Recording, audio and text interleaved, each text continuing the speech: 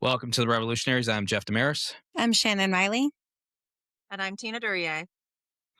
and we're coming at you this week with a discussion about primary elections and the election process going forward. Just recently, a number of different states had their primary elections. A number of prominent races were run. Some of them we here in particular on the Revolutionaries followed closely due to their proximity to us. They were Connecticut races, Yep. and they were important for us to know what was going on. And we were involved in some of those races far more directly than just talking about it. Some volunteered. Tina did a lot of door knocking, for one, sponsoring events or co-sponsoring events. So we wanted to talk today about primary elections and sort of what the implications are of primary elections, as well as what they mean in a bigger context. So we'll start with Shannon. Shannon has a couple of points she wants to bring up. So I really wanted to start, I think that I think primaries are, and I believe you've said this before, are good for the health of a party. It, brings up specific concerns or things that like I would say non-political arm of a party, like the people themselves, what they want to see for like the future of their party. But like, after a primary is held and like there's like a winner and there's a loser, there needs to be that reunification of that party. There needs to be this kind of a term that like gracious professionalism. And actually I'm stealing that from First Robotics. But like the thing is that, when you're on the winning side there, you need to then, listen to what the concerns were of the supporters of your opponent. And how do you, then bring that into your platform? How do you bring those people on board? How do you get them to come behind you? Because, they're, I guess we'll talk about like Hillary and Bernie, like that kind of situation where like, a lot of Bernie supporters saw Hillary Clinton as establishment Democrat. And they wanted, this more progressive, movement here. But it just seemed that like after that primary and after she won the, the nomination, kind of like the ticket there, there wasn't a lot of how do we bring these people it seemed to be, I hate to use this term because but like the Bernie bros, which were, and sorry for like the genderization or whatever. There was a lot of like, anti women, anti like this kind of, thing where how do you come back from that after you've spent, months kind of going at each other? Right. How do you then bring everyone together so that you can actually then win the actual race? Right. Yeah. Because you do need your entire, like party and like electorate to be behind you so that you can win the race against, the true opponent. Right. And, I think it's hard sometimes. Like, I mean, I will say personally, like on Tuesday evening, I was very like kind of, I didn't know like how emotionally invested I was going to have been in this race. And it was kind of like, I'm still a little miffed, I guess, about the fact that like, something that I believed in so strongly that like I got behind a candidate. I, got out there. I organized for him. Like, how do I then, jump on the next ship Yeah. and make sure that, like, so it's like, It's a psychological thing. yeah. Like, it's a hurdle that you have to overcome. And sometimes, if a particular campaign becomes bruising, Mm-hmm. it becomes difficult to kind of overlook what had happened, what people had said, and the animosity can really grow. And you mentioned the Bernie campaign in 2016. I mean, that election, the general election, was so close. And really, I mean, forget the popular vote scenario where Hillary Clinton won more popular votes than the Orange Blob, but like beyond that, it really, really hung on half dozen states and very low margins within those states. Yeah, really, yeah, three overall, yeah, and like, how much would that difference had been if the animosity or the tension between the Sanders supporters and the Hillary supporters been resolved better? Tina, what are your thoughts on it? Well, and having this conversation, I was reminded of, I was kind of, you guys, I was time traveling back into the year 2016, and I was remembering being online and having sort of dialogue going back and forth. This was like this summer, the spring, I guess, with people who were like sort of in a loose friend group. And there was this one guy, I don't remember his name anymore, but he was so hardcore Bernie, and I, of course, was hardcore Hillary. And then one of our mutuals had a get together in the city. And I went to this thing and I saw this guy. He comes in with a t-shirt that said Bernie fucking Sanders. And but I was like, you know what? I know that we're all going to have to get together in November. And I went up to him and this is the first time meeting him face to face. I went up to introduce myself to him and talk to him in person instead of just online. And he literally gave me the cut direct, to use a British colloquialism. He looked me dead in the eye and turned and walked the other direction. He refused. I tried a second time later on, and he absolutely refused to actually even engage in conversation with me. So it was really striking to me that I had never thought, I figured that at the end of the day, we would all pull together and be Democrats and vote for whoever won. And this is the first kind of encounter I had with somebody who was like, just would not even have a conversation with me. Yeah, that's always that risk. I mean, I don't know how people can. It's like you get so tunnel visioned into who you're supporting. Now, the three of us supported in Connecticut. We supported Josh Elliott. Okay, Yeah.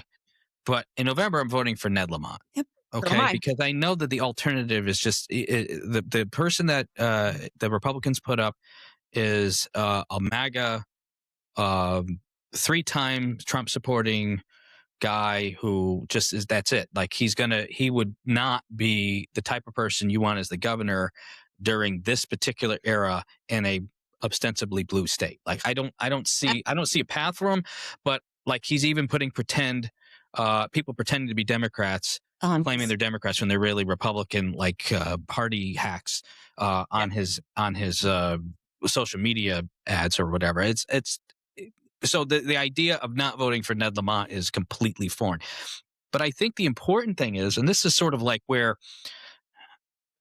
maybe professionalism or whatever you want to call it comes into play, because Ned Lamont, in his particular situation, made promises that were more progressive policies than he had ever had before, particularly universal health care.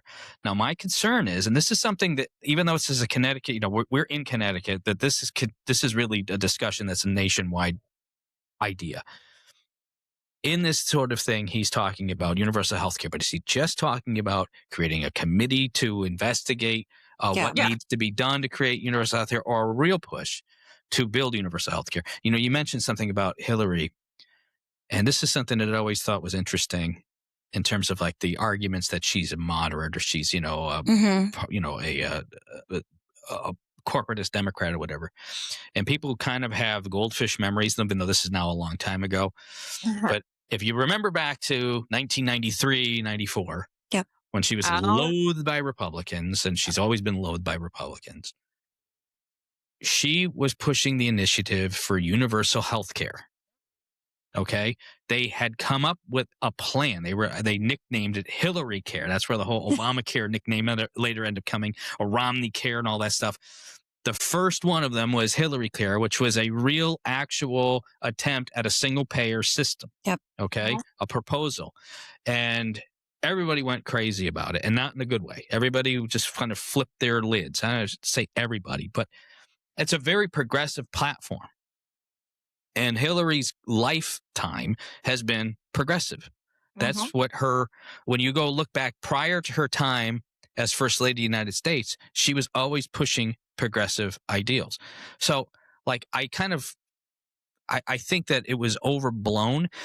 Tina, you've mentioned before about Sanders being an economic progressive, but that's kind of where his populism sort of ends, where his progressivism sort of ends. It ends at the economic part of things and not at the social part of things.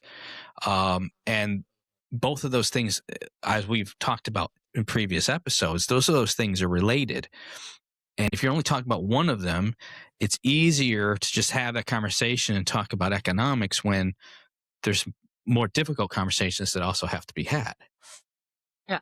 There's also something I want to go back to what Shannon was talking about. How do we unify after this? And just sort of, I don't know that people out who like, we are all in the weeds here with politics, the three of us.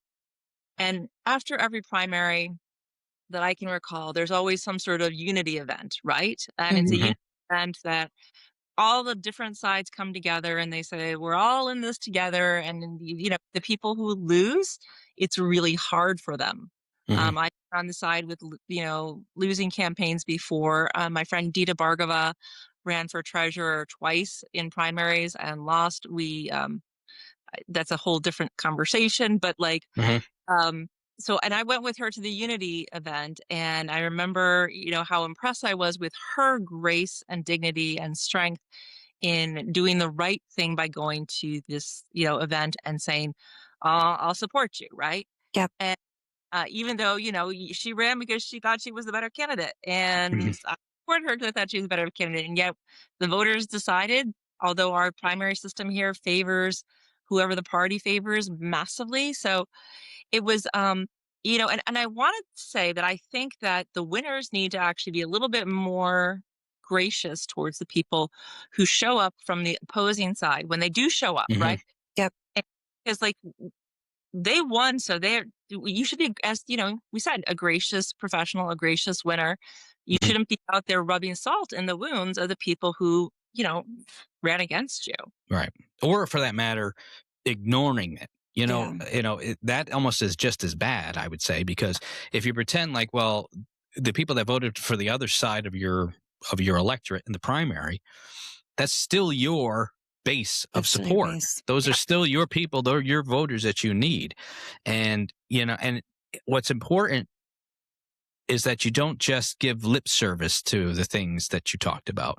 So like in our case here, if it turns out, that Ned Lamont doesn't really want to do universal health care, but he just wanted to push it so he could give a talking point. Well, okay, that's whatever. I mean, that wouldn't shock me at all. But at the same time, in my opinion, like he could look at that and say, Josh Elliott got a certain amount of support because people wanted that kind of systemic change. And we can't just keep going down the same road because things around us change. And so we all had this collective discussion, more of here having our voice heard, and to say we wanted something different. We don't want this status quo. It doesn't work for us. It doesn't work for anybody except for a very small number of people. And you can, as the victor of a primary, you can either choose to hear that or choose to ignore it. That's your thing. You can say, I hear you and I'm going to adjust on this. I will say this, that he is in Connecticut, Ned Lamont is not supportive of pure public utilities and energy. Okay. Even though the party platform has it on there. Okay. But he doesn't mention it. Now his primary opponent did and talked about it extensively. But the party's official position on its platform is that we're looking into doing municipal energy, whether that's it's not going to be 169 towns doing it. I mean, that's not practical. That's not practical. But having true public utility. And the question becomes, is he listening to what his own party, his own future voters, his past voters for that matter, are saying here? Or is it just going to be, okay, and now we're going to go right back to what we were doing before? Yeah. But one thing, I would love to have this conversation again after the general, because I have thoughts, and I make it a policy not to criticize the candidate before an election. No, I agree. But I do think that it does become incumbent upon us, incumbent upon us to make sure that what all the work that was done by his primary opponent, Josh Elliott, in the case of this, in the Connecticut's governor's race, or for all those supporters of Josh Elliott, that all that work is not just like, okay, now that that's over, we're going to just keep doing what we were going to do. Like, what we said matters. And so if he's saying universal health care, then we've got to keep them to it. Yeah. That's part of his responsibility to his voter base to say, okay, I made this promise. I've got to keep to it. I've got to, now again, it might be just a lip service type thing. But if the discussion is continued between now and November and he still talks about doing it, then he's got to do it. That's pretty much as I see it. That's just an opinion. But of course, that's what this whole thing is, isn't it? It's just opinions. All right. We'll be back in just a moment for our next subject.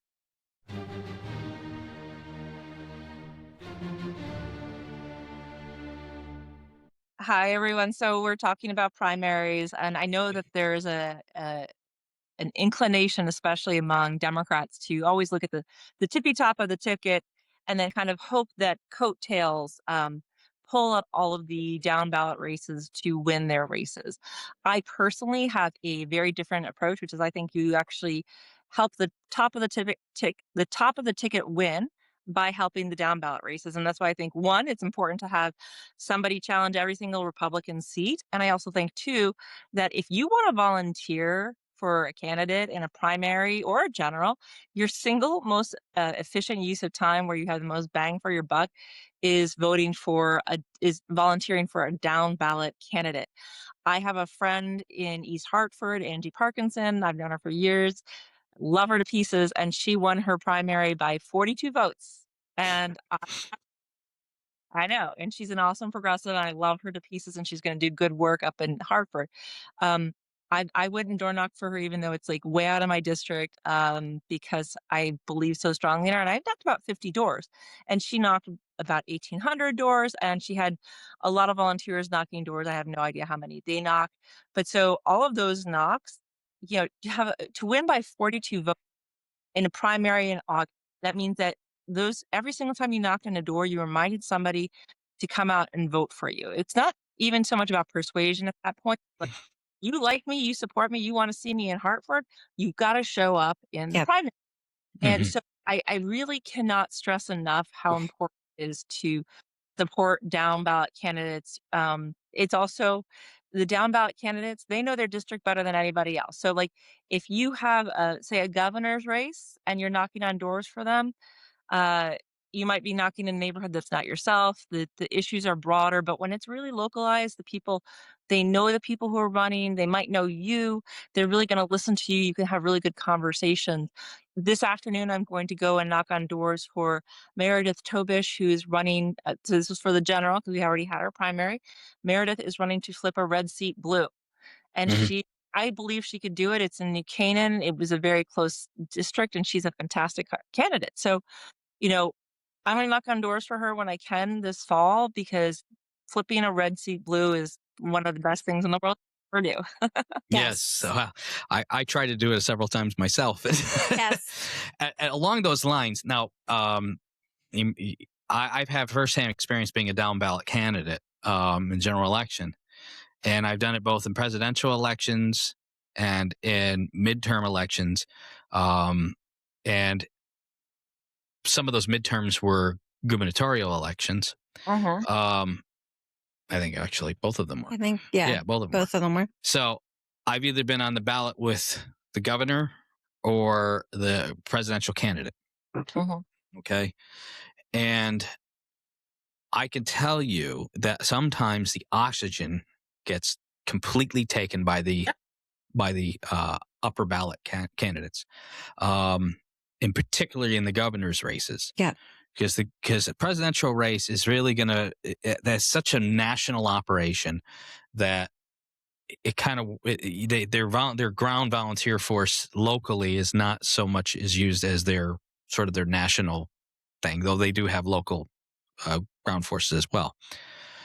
It's usually a U.S. Senate candidate or your congressional candidate that kind of takes the volunteer forces at that point.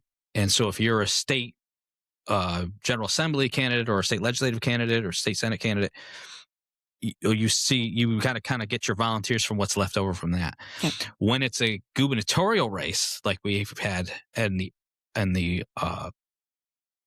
midterm years, it's actually harder because everyone's still gravitating towards the upper parts of the ballot. Yep. The governor's race, so you get tons of volunteers coming up for the governor's race.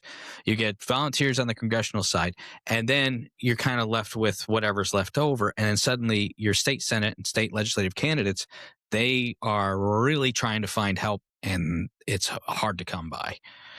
Go ahead, sorry. Governor's race. The governor also just hoovers up everything. Everything. Yes. And it's not unique here in Connecticut. That is an everywhere problem. Yeah. And, like I said, I ran for the state Senate 3 times and ran for state rep 1 time, all of them in deep, deep red places. Shannon knows because she's DTC chair in one of those towns. One of those towns. And actually her town is a little bit, is reasonably purple compared to some of the other towns in a weird way. In a weird way. Yeah. In a weird way. Yeah. And so a blue candidate can win in her town.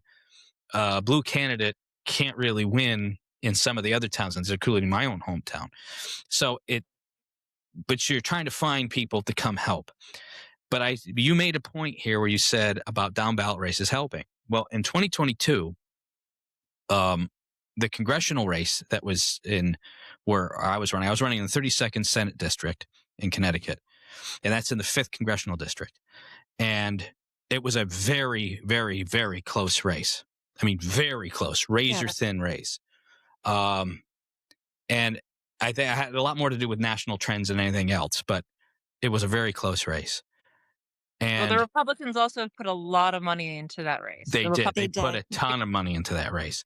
Yep. And if no one had been running in my race, if it had gone unopposed, because it's a 65-35 Republican seat, the 32nd district. I narrowed that margin, but not enough to win. But if nobody had run, we were getting people out, knocking on doors with the limited resources of volunteers we had. And it helped. And they even told me this. Johanna Hayes, who was the candidate, the congressional member of Congress, her people even told me that it helped them be able to get over because every vote counted so much. And that's where the importance of down ballot is. It is not just for the candidate that's down ballot, but it is for the candidates that are up ballot too. Because we were talking earlier about the issue with the primary election and about, with Bernie Sanders and all of that. And it is that those differences can really matter in a close race. And so getting people to volunteer on it's not as sexy as volunteering for, the big name candidate, but it is just as important. Yeah. That's where the real work is our down ballot candidates. One of the things that I do or try to encourage as a DTC chair is that, if you're going out knocking for a candidate, you're taking lit for every single candidate that is running in our town or wherever it is. Mm-hmm. And if you you're out there, you're talking to voters, you're talking about the importance of, in our case, voting democratically Mm-hmm. and, what our down ballot candidates have to offer. Because like, the higher, higher offices will have more money. They can do like commercials. They can do like tons of mailings. They can do like all those things. But I'm like, door knocking and making those, person to person connections. That's where you're able to talk about like, Jeff Dismaris, or you're able to talk about like right now I'm, stumping for Aaron Zimmer and Julie Curtin and Matt Knickerbocker. Like those are the people that like, you might not know them as like a household name because like you'll know Johanna Hayes because I hope she so. has. We hope that you know Johanna. Yeah, especially if you're in her district. If you're in that district, yeah. But it's like the people that are the down ballot where it's like, so why should I be voting for this person? Like if I already uh, you know have name recognition of like the Republican candidate or like whatever it is that like has kept some of these seats red or whatever for like 50 70 years or whatever, like or 131 years in the case of the seat I was running for. Yeah. Now, Tina, you've done a lot of door knocking. You were mentioning earlier, and you door knock sometimes far from home because of the person that you believe in them and you're fighting for the cause. Let me ask you a question. As somebody, I've door knocked. But the majority of the door knocks have been for my own campaigns as the candidate, right? Because I got involved in politics in the end of 2016, and I was a candidate in 2018, 2020, 2022, 24, right? Oh, God, it's exhausting. But especially, people who do that usually win the cycles. I didn't win. But anyway, so what do you, as a person who's not, you were a candidate, obviously, in a primary race, but when you're knocking for somebody else, you've knocked for gubernatorial candidates and you've knocked for local state rep candidates, et cetera. What is the difference in sort of like the reception that you get when you're knocking for one versus the other? I think one of the things that I find very interesting about knocking doors for, say, presidential, I've honestly never really knocked doors for governors. Well, you did it but for Josh Elliott. That's what I mean. During his yeah, primary. but I would say that, when the more hyper local your knocking is, the more effective it is. Like if I'm knocking, and one of the things I do when I am knocking on doors, like last year we had a municipal primary here in my city. I would knock on the door and I'd be like, "Hi, I'm your neighbor. I'm coming to talk to you about the primary." And I always start that way. And as long as you're in my district, you are my neighbor in a way. Yep. But I also try and I always knock the doors in my neighborhood. If I can, I bring the candidate with me. Like Lucy Dathan happens to be my state rep. I have knocked my neighborhood with her. I've had I've posted like sort of meet and greets at my house for her. There's no bigger impact than somebody who is your neighbor, who even if you only recognize them from walking the dog on the street. If your neighbor knocks on the door and says, "I think this is important and I'm happy to have a conversation with you about why," that is so much more impactful than, and this is, I might get into a lot of trouble. I have deep reservations about going outside of your state or not for president. I knocked North Carolina for Kamala. I also knocked in Pennsylvania for Biden, but that was a weird, right? But Right. so like I've knocked outside of my district multiple times for presidential candidates. And no matter how good your intentions are, I do not think you have that kind of connectivity. Like, they think you're paid. And like, let's make a distinction because a lot of people don't realize that the person knocking on your door on a down ballot race is almost always an unpaid volunteer. Right. I know that Governor Lamont was paying $22 an hour for canvassers during the primary. Yeah. Josh, when you're running a state rep campaign or a state senate campaign, you can't afford that. I mean, you can maybe get a couple. Like we were able to afford one paid canvasser, and it was still someone local, so they knew, they know the area, but you can't, you have to really rely on volunteers. And I'll say this, as far as volunteering goes, it's harder now to get volunteers to actually go out and do door knocking, face-to-face interactions with voters than it was maybe, well, I'll say maybe 10 years ago or so, because the politics has gotten so contentious.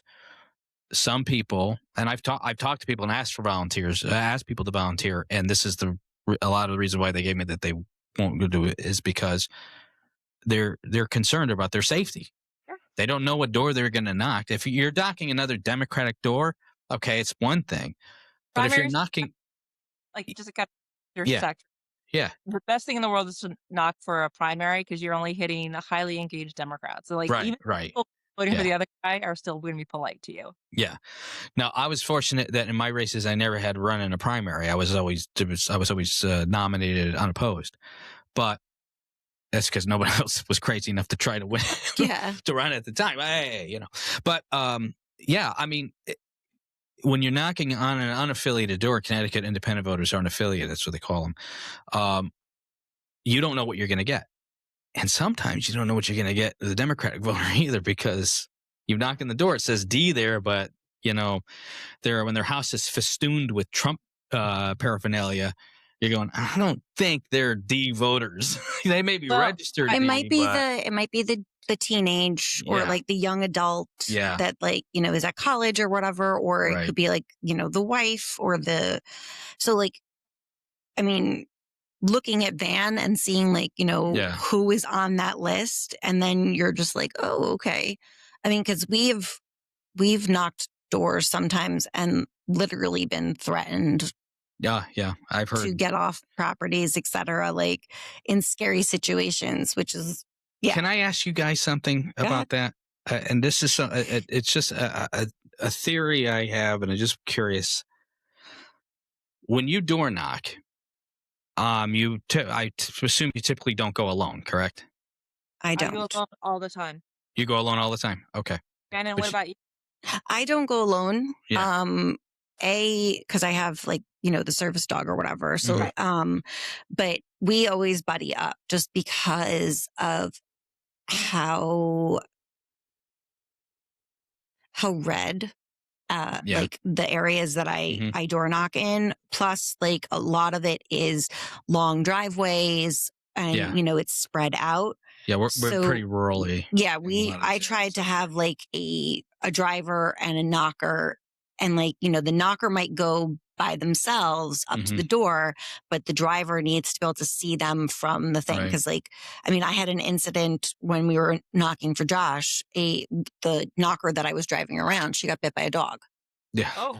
Right there. And it wasn't like one bite. It was like multiple bites. And I was glad that I was there with her because, there was a witness to what happened. Right. If she had needed medical attention, what is she going to do? Drive herself to the, emergency or whatever. But I really encourage, and especially and I hate to say this, as women, knocking together.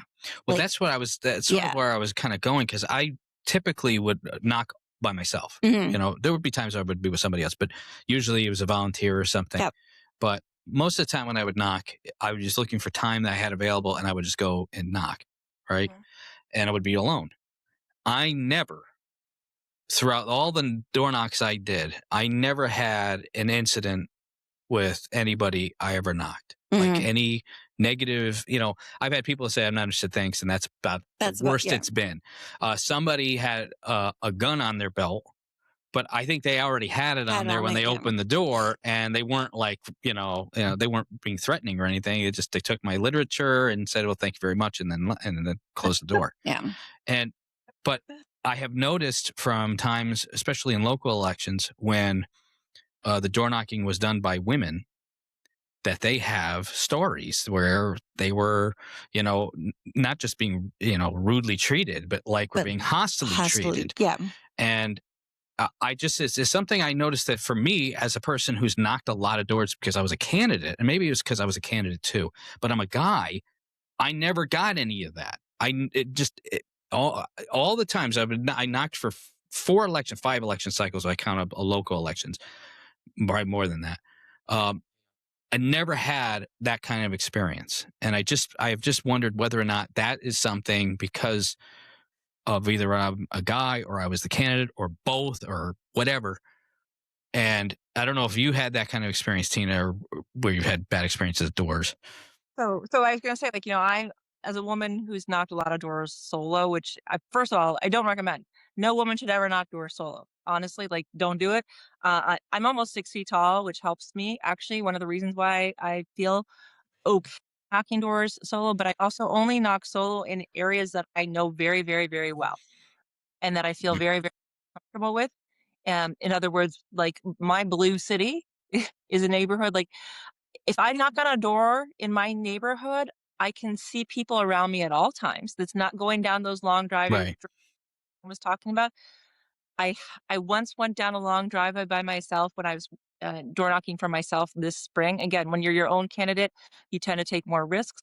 I remember thinking, "This is the stupidest door I've ever knocked on." And I kind of like knocked really quickly, left the literature, and ran back to my car. Yeah. Mm. Like, most of the doors that I knock in my city are the houses are right on the street, and so you're actually. I feel there's a degree of safety in just sort of I'm in public. That's how it feels. I would never do it in but I did not know. I would never do it in a neighborhood that was rural. I would never do it in a neighborhood that was particularly red. So Well, that's the I 32nd district. also Yeah. and That's my district. again, I would also say I also don't recommend door knocking solo to anybody else ever. Yeah. Yeah, I did it as a candidate. And all those boxes, literally, Those are all, those yeah, are all, exactly. those are all the 32nd state Senate district. It's as I say, it's the most Republican district in the state of Connecticut. It's been Republican since the 1890s. There's not been one Democrat to win. So it's like, it's a tough thing. And I would reiterate that. I'd say I agree. It's like, if you're the candidate, you're willing to take more of those risks, but it is kind of foolish to go by yourself. You don't know what you're going to get. So, all right, we're going to take a quick break here, and we'll come right back with our third piece.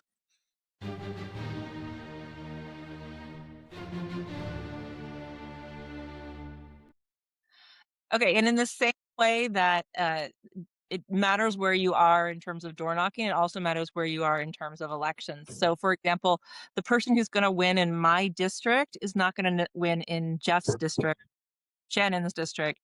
And it gets, on every single level of government, you have to always keep that in mind. And so when we see somebody like Mamdani win in New York City, it's very exciting. He's a very exciting candidate in many, many ways. But Mamdani, a Mamdani type candidate, might not win a Democratic election in, I'm just trying to think of a sort of a purpley city because there are so few cities that are not blue. Mm. But in, say, your little town that you're trying to flip from red to blue. So in a town like uh, Darien. Sorry, I'm going to use Darien because it's next door Okay. to me. You could flip that seat. There's a completely flippable first select person seat, but you're not going to do it with a Mamdani type. So the thing that people have to always remember is that with primaries and with generals, and it's going to be very interesting to see how the general goes this year.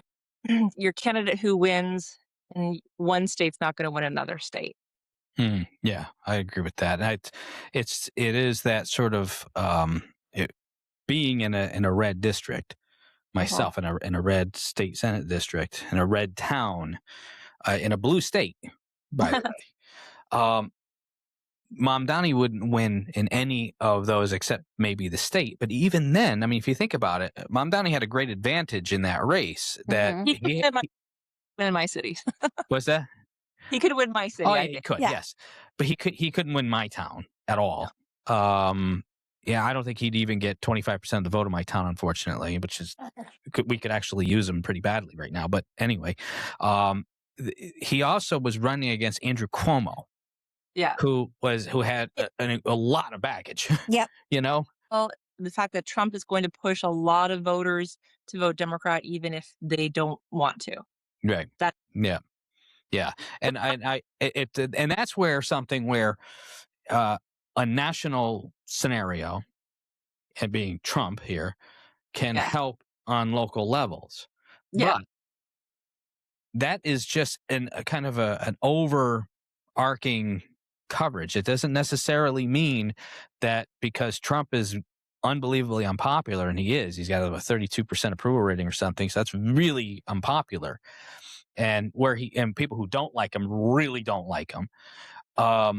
It doesn't necessarily translate out to the fact that your local Democratic candidate's going to win. The local Republican can still win if they're talking about the issues that are relevant for the people that are voting for that office. Yep. So you can say, well, look at primaries across Texas is a good example. Okay, so Texas, and it actually plays into what you were mentioning at the beginning about animosity and everything, where you had Tellerico and you had Crockett, Yep. and that was a very contentious race, right? And people are looking at polls, and now that primary is over, and they're saying, well, Tellerico is ahead in the race, and people are going to try to draw some kind of national implications from that, when it could be just the fact that Ken Paxton is loathsome and Horrible. himself is so poisonously awful that even dyed-in-the-wool red Republicans are going to go, I don't want to touch this guy. This guy's he's a criminal, literally. Yeah. So like you can't necessarily. So if, let's say, Tallarico wins, or let's say it had been Crockett who had been the nominee and she won, and say, well, Texas is turning purple now. Look at this. It's turning purple. You can't necessarily make that claim if John Cornyn had been the nominee for the Republicans, because he might have won, And so, like, it's important for us not to get too caught up into what primary races or special elections or all of that mean. But I think most importantly, it doesn't mean because the national trends are favorable to Democratic candidates that you don't put the work in and don't volunteer to help make that happen, because believe me, there's going to be a lot of ways to try to keep that from happening. And also that you don't push for the things that matter to you, that you don't look and say, these issues matter to me. I have to make sure that my candidate who I'm supporting is hearing what we're saying about this. So this plays again back in with Ned Lamont here in Connecticut. Right, let's look at another race, which is it Wisconsin, the Francesca Hong versus Crowley? Yeah. That Yep. was primary this week as well. Is that Wisconsin or Minnesota? I think Minnesota. Minnesota. Yeah. I'm so sorry. It's okay. It's okay. There's so many primaries I can't, and I was involved in my own. But there was what was interesting was that the polls had her just slaughtering Crawley, like, and very close to the election. And nobody actually thought he had a particularly strong chance, but the voters all of a sudden seemed to just coalesce around Crowley. A similar thing happened actually out in California in their primary, where once Swalwell was out there, everyone coalesced behind Becerra. And, Yep. I think that, and people look at California in particular, and Becerra's, he's progressive, but he's sort of a old school type progressive, like a Hillary type, right? In terms of Yeah. progressive, but also really pragmatic, I think is kind of what the Yeah. difference is. And people are like, well, California should be going for somebody who's really out there. And Becerra, he's kind of a boring but nice guy who's got progressive values, but is also pragmatic. People were surprised by that, I think. Yeah, I think so. And he was also going against Tom Steyer, who was a billionaire, who didn't quite fit the mold or the script of what people look at as progressive. So primary voters are obviously going to be more to the left than general election voter, at least that's the rule of thumb. But at the same time, Steyer had a lot of support. But you also had Katie Porter, who is a hardcore left. Right. So but she's unfortunately a woman, and we don't like women anymore. I would say this. I think that, as your point is that you can't make So, for example, would say, there's a sudden thought that the country is becoming more progressive, or at least the Democratic Party is pushing to the left, and there's this movement to try to squash the DSA and all of this sort of stuff. And I mean, I think a lot of it's absurd. First of all, I don't think the country's going socialist or anything like that. That's I don't see that as as really the thing. But do I think that there are progressives that are starting to be heard? That a progressive movement is really starting to gain some footing in American politics, which has been something that it hasn't done in many, many years, decades. Yeah, there's obviously some signs of it, but as you say, you can't take the lessons of one race in one state in one particular district even and apply it all the way across, because it's just it may not be a harbinger of anything. But then again, it could be a harbinger of a real wave. But no, we don't know until after it happens on a national level in a general election to see where the trend lines are going. So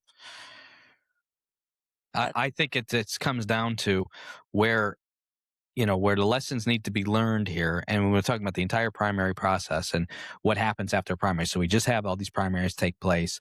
General elections are set up. We kind of know now what the races are all going to look like, who's running against whom, and everyone can start handicapping whatever race they want to. But I think the important thing is to realize that it's not a spectator sport. No. This is something that we all have to be a part of. People like you hear, and we've all talked, whether it's been door knocking or just having conversations with people we know or people we don't know for that matter. It says, I don't care about politics. I'm not interested in politics. Politics is boring. Politics sucks. Politics is whatever. And the thing is that people think that politics is just sort of a game, and it's really not. It is, in fact, one of the most important aspects of our lives. Whether we want that to be the case or not is irrelevant. It's important. It plays a role in every single thing that happens. I will be willing to bet that the Germans of the early 1930s are like, I don't give a shit about politics. But politics played a major, major, major role in their lives and outcomes for millions of people around the world, and not in a good way. And so it does matter. It is important who you have there and who you vote for and and how you participate in it, because we're supposed to be a democracy. That's what we're supposed to do. Mm-hmm. Our jobs in a democracy is to be part of the participation of the political process. I'd add, I think the German point was really good, because I remember having conversations with people in 2016, going back to 2016 and the Bernie Hillary race, saying, if you can't vote for Hillary because you care about what happens in this country, you have to vote for her because you care about what happens in this world. Because the power of the United States is so profound that what we do when we elect presidents here in the United States impacts the world.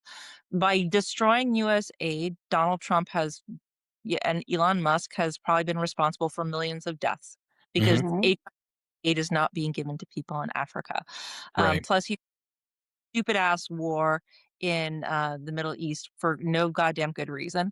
And so what we do here impacts the world. Right. Yeah. Millions of people are dead because of decisions that people who do not know those people made in a voting booth. And the consequences are it's very likely that those people who cast those votes don't really understand the implication of that decision and how it destroyed lives all around the world and is destroying lives here. So elections matter. So primary elections matter because it allows us to put candidates we believe will fight for what we're going to believe in and what we believe the direction of the country should be, or direction of our state or our community should be. But just like that, just as important as that is the fact that we're also, once we get to a general election, in the way our system works, it's a two-party system. This is the way we have it. Okay, we want to change the system. You can still have to cast votes to get to people that will change the system. Yep. Nevertheless, you have one or the other, and you can choose one way or the other way. Understanding politics isn't just something, well, I saw a blurb on the news or I saw a meme on Facebook or some other shit like that. It's understanding the implications of the decisions that people make in voting booths or the decision not to go to the voting booth at all. And that these have real world implications on people that not only do you know very well and love and care about, but people you have never met and never will meet that live in faraway places that have nothing to do with your everyday life, but your decision in that voting booth will impact them. So elections matter. They're super important. Primaries matter because it allows us to put what we feel is our best foot forward. Now, sometimes it doesn't work out the way we think it should work out, but that's the importance of the conversation, to try to make sure that when we do have a candidate that's the nominee, that they fight for everybody that's backing them. So we ran probably a little long today, but that's okay. This was a good discussion. So I want to thank you guys, of course, for coming on. I would like to thank everybody for watching. Like and subscribe. I can't believe I have to say those words. Oh, God, it's so cheesy. Smash that follow button. Smash that like button. Oh, God. All right. Anyway, but subscribe. That's all you have to do. All of it. And we're on multiple platforms, not just here. We're on YouTube. So that's where you see us. Hi. But we're also on Apple Podcasts. We're on Spotify. We're on Amazon. And we're also on Facebook. We'll be on TikTok very shortly and on Instagram. So just go look for us. We're there. Tell your friends. Tell your enemies too if you want to. I mean, you know. They can come comment about my nose ring and how I have nothing good to say just because I have a nose ring. Yeah, there seems to be quite a few incels out there that are obsessed with Shannon's nose rings. I don't really kind of fucking get it, but that's the world we live in. Oh, God, it's so stupid. I mean, some of the remarks were just sophomoric. I mean, anyway, we could probably do a whole show based on. We are going to do a whole show. We are going to do a whole show based on that. Oh, gosh. All right. Anyway. All right. So we'll see you guys next week. Take care. Bye.